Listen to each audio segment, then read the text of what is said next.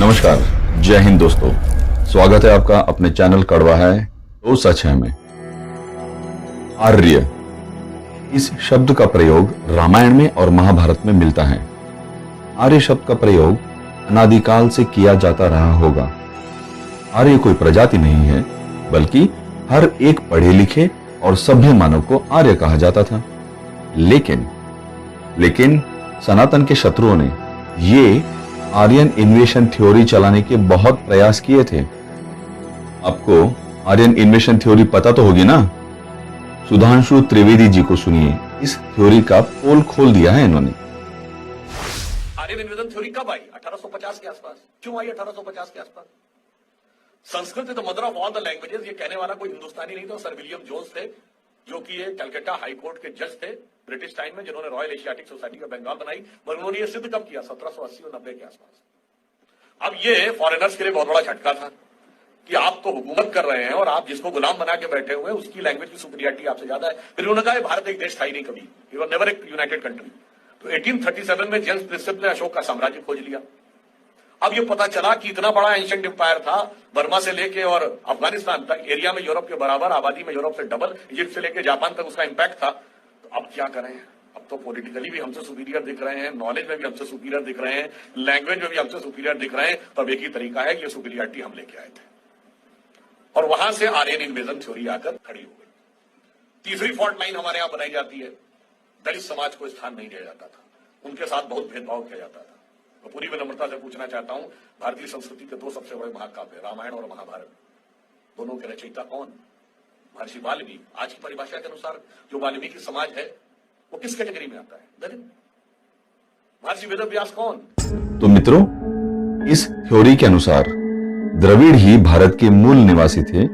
आर्य बाहर से आए थे और उन्होंने भारत पर आक्रमण करके द्रविड़ों को उत्तर भारत से भगा दिया दक्षिण की ओर। अब मुझे इतिहास में अगर कहीं द्रविड़ शब्द का वर्णन मिला है तो सिर्फ एक जगह पर है, और वो यहां पर है कि श्री आदि शंकराचार्य जब उत्तर भारत के प्रवास पर गए थे, उनसे जब अपना परिचय पूछा गया था तो उन्होंने अपने परिचय स्वरूप बताया था कि वो द्रविड़ पुत्र हैं। द्रविड़ यानी भूमि का वो भाग जो तीन तरफ पानी से घिरा हुआ है। इसे आप सिर्फ डॉगमा ही कहे तो ज्यादा बेहतर रहेगा, क्योंकि डॉगमा को प्रतिपादित करने के लिए कोई भी साक्ष्य आज तक प्रस्तुत नहीं किए गए हैं, यानी कि ये पूरी तरह से झूठी थ्योरी है। लेकिन इस बिना बेसर पैर की थ्योरी को सच मानते हैं ये तथाकथित बहुजन और भीम आर्मी वाले, और इस आर्य और द्रविड़ वाले झगड़े के लपेटे में आ जाते हैं ब्राह्मण भी, पढ़े लिखे आर्य यानी ब्राह्मण। अब ब्राह्मणों ने इनका क्या बिगाड़ा है जो ये ब्राह्मणों से इतनी घृणा करते हैं? उनके कहे अनुसार ब्राह्मण ही तो एक्चुअल विलेन थे ना। क्या आपको पता है कि ब्राह्मणों को लेकर इनकी अजीब मान्यताएं क्या है? मूल निवासी जैसी मानसिकतावादियों का कहना है कि ब्राह्मणों ने आर्यों की सहायता की थी भारत पर अधिकार करने के लिए, और स्वयं सारे अधिकार और बड़े पद आदि अपने कब्जे में रख लिए। ये कहां तक सत्य है? चलिए आज के इस वीडियो में इसी झूठ से पर्दा उठाते हैं। भारतीय समाज में ब्राह्मणों का क्या योगदान रहा है, इस पर भी बात कर लेंगे। इस वीडियो को लाइक कर दें, शेयर कर दें और चैनल को सब्सक्राइब भी अवश्य कर लें। ब्राह्मण क्या करते हैं? ब्राह्मण का कार्य है विद्या अर्जन करना, परब्रह्म को जानने का प्रयास करना और अर्जित विद्या को आम जनता में बांटना। कहा भी तो गया है, न चोरहार्यम न च राजहर्ता न भातृभाज्यम न च भारकारी व्ययम कृते वर्धत एवं नित्यम विद्याधनम सर्वधनम प्रधानम। अर्थात विद्या धन समस्त धनों में सर्वश्रेष्ठ धन माना है। न कोई चोर इसको चुरा सकता है, न कोई राजा जबरन इसे छीन सकता है, न भाई इसको बांट सकता है। इस धन का ना कोई अतिरिक्त भार ही होता है, व्यय करने पर इसमें निरंतर वृद्धि ही होती है। मित्रों, ब्राह्मण नंगे बदन रहते थे, ज्यादा धन या धान्य का संचय नहीं करते थे, कठिन व्रत करते थे, घर घर जाकर भिक्षाटन कर अपना पेट चलाते थे। दंड विधान में शूद्र की तुलना में ब्राह्मणों को सबसे अधिक 4 गुना दंड देने का प्रावधान है। वो अधिकतर जंगलों में रहते थे। ब्राह्मण अगर धन संग्रह करने वाले होते तो सुदामा को कभी श्री कृष्ण के पास कुछ मांगने के लिए जाना नहीं पड़ता, ना ही द्रोण को अपने पुत्र के दूध के लिए द्रुपद के यहां अपमानित होना पड़ता। गुरु द्रोण वो ब्राह्मण थे जिन्होंने अर्जुन जैसे शिष्य को सर्वश्रेष्ठ धनुर्धर बनाने की विद्या सिखाई थी। और याद रहे कि राक्षस, पिशाच, दैत्य, यवन, मुगल, अंग्रेज सब ने इन ब्राह्मणों को अपमानित करने का कोई भी मौका नहीं छोड़ा है। आज के जमाने में भी हर एक राजनीतिक पार्टी ने भी ब्राह्मणों को अपमानित किया है। क्यों? इस बात को समझने की आवश्यकता है कि ये एक प्रोपेगेंडा है। वामपंथी सिर्फ अपनी विचारधारा से मिलती बातों का प्रचार करते हैं। जो बातें इनके विरुद्ध है, वामपंथी उसको नकार देते हैं। ब्राह्मण उच्च आचार, उच्च विचार और उच्च ज्ञान वाले होते हैं। इन ब्राह्मणों को तो दोषी दिखाना ही पड़ेगा। जब तक ब्राह्मणों को दोषी नहीं बताएंगे, जब तक हिंदुओं को ब्राह्मणों से दूर नहीं करेंगे, तब तक हिंदुओं में अपने हिंदू धर्म के प्रति हीन भावना नहीं आ सकती। जब तक हिंदुओं में हिंदू धर्म के प्रति अनास्था नहीं आएगी तो उनको कन्वर्ट कैसे करोगे मसीही धर्मों में? हाँ, ये भी सत्य है कि ब्राह्मण लोग भी कोई पूरे दूध के धुले नहीं हैं। कुछ स्वार्थी और दरबारी ब्राह्मणों ने अपने स्वार्थ के लिए ब्राह्मणों के नाम को कलंकित किया है, लेकिन कुछ मुट्ठी भर लोगों की गलती के लिए संपूर्ण ब्राह्मण समाज की निंदा करना अनुचित है। अच्छे बुरे लोग तो हर समाज में होते हैं। जब जब भी इस राष्ट्र पर संकट आया था तो ब्राह्मणों ने आगे आकर समाज को रास्ता दिखाया। ब्राह्मणों को दलितों के शत्रु के रूप में दिखाना इस देश को तोड़ने वाली शक्तियों का ही प्रपंच है। निसंदेह अंबेडकर जी बहुत महान थे, वे बहुत महान बने, लेकिन उन्हें महान बनाने में उनके ब्राह्मण गुरु अंबेडकर का भी योगदान कम नहीं था। ऐसे अनेक उदाहरण हैं जहां शूद्र जाति के लोगों ने भी ऊंचाइयों को प्राप्त किया था। जो मनुष्य आगे बढ़ने के लिए सतत प्रयत्न करेगा उसे कोई रोक नहीं सकता है भाई, चाहे परिस्थितियां कितनी भी विपरीत क्यों ना हो। ब्राह्मणों में कई प्रकार हैं। लोकाचारी ब्राह्मण, शास्त्राचारी ब्राह्मण, वेदाभ्यास करने वाले ब्राह्मण, पूजा और पाठ करने वाले ब्राह्मण, पठन पाठन करने वाले ब्राह्मण। ब्राह्मण अर्थात ब्रह्म ईश्वर के उपासक को कहा गया है। ब्राह्मण का जीवन त्याग और तपस्या का है। सांसारिक भोग विलास के साधनों को त्याग कर सत्य और धर्म के मार्ग पर चलना इतना आसान नहीं होता है। ब्राह्मणों ने समाज में सम्मान ऐसे ही नहीं पा लिया है। यह सम्मान पाने के लिए उन्होंने बहुत कुछ खोया है। ब्राह्मणों का जीवन सादगी भरा होता है। प्रभु भक्ति, पूजा, ध्यान, अध्ययन, अध्यापन आदि सब करते हुए ही उनका जीवन व्यतीत होता था। उनकी जीवना का मुख्य साधन भिक्षा और दक्षिणा थी। राजाओं और धनवानों की तरह वो बड़े बड़े महलों या भवनों में नहीं रहते थे। घोड़े और हाथियों पर भी नहीं चलते थे। ना ही वो कीमती वस्त्र और आभूषण ही धारण करते थे। भारतीय समाज में 4 वर्ण है और ये हमारी व्यवस्था है। ब्राह्मण, क्षत्रिय, वैश्य और शूद्र। वैदिक संस्कृति में ये सब समान है। ना कोई ऊंचा है, ना कोई नीचा है।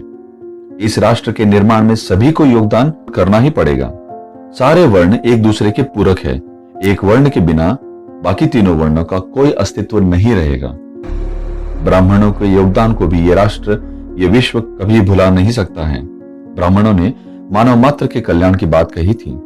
आज जो ये हम कहते हैं ना, वसुधैव कुटुंबकम, सर्वे भवन्तु सुखिनः, असतो मा सद्गमया, सत्यमेव जयते, मनुर्भव जनयः, ऐसी बातें कही जाती है जो कि भारतीय दर्शन और संस्कृति की पहचान बन चुकी है, वो ब्राह्मण ऋषियों द्वारा ही कही गई थी।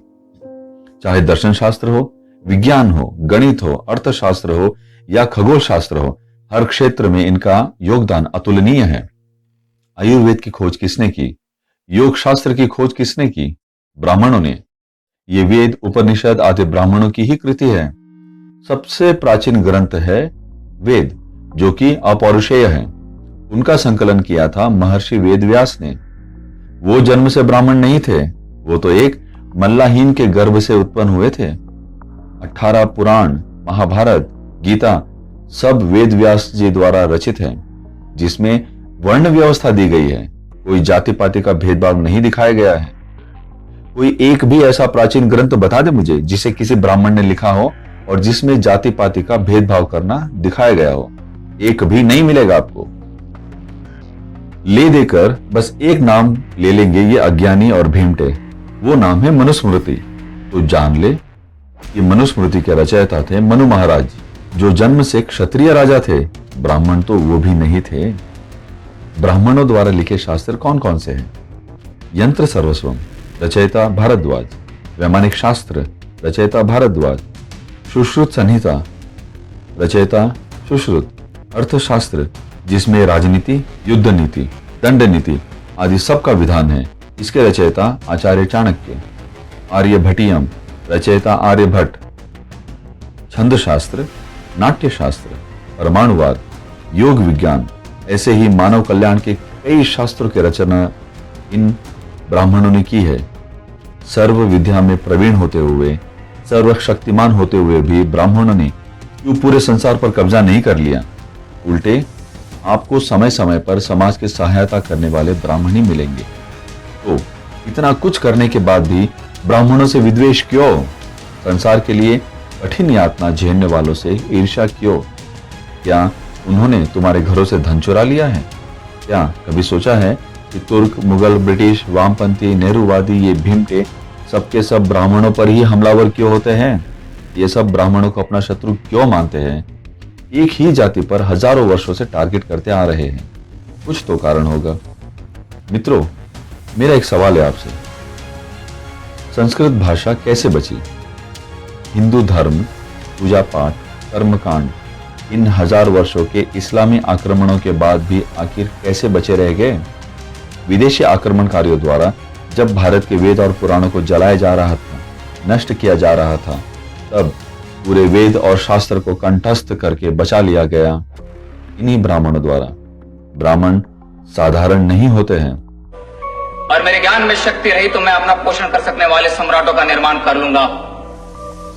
मुझे धन अथवा राजपद की कोई लालसा नहीं।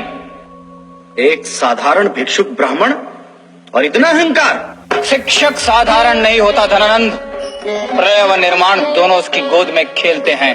भाई, विदेशी ताकतों से ग्रसित कुछ वामपंथियों का काम ऐसा ही है।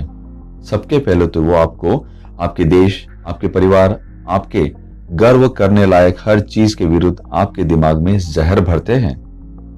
वशिष्ठ, विश्वामित्र, गौतम, भारद्वाज, अगस्त, कपिल, कणाद, पतंजलि, पाणिनि से लेकर चाणक्य और आर्यभट्ट जैसे महान विभूति ब्राह्मण ही थे। आधुनिक भारत को भी स्वतंत्रता की राह बाल गंगाधर तिलक, गोपाल कृष्ण गोखले, सुरेंद्रनाथ बैनर्जी जैसे ब्राह्मणों ने ही दिखाई थी।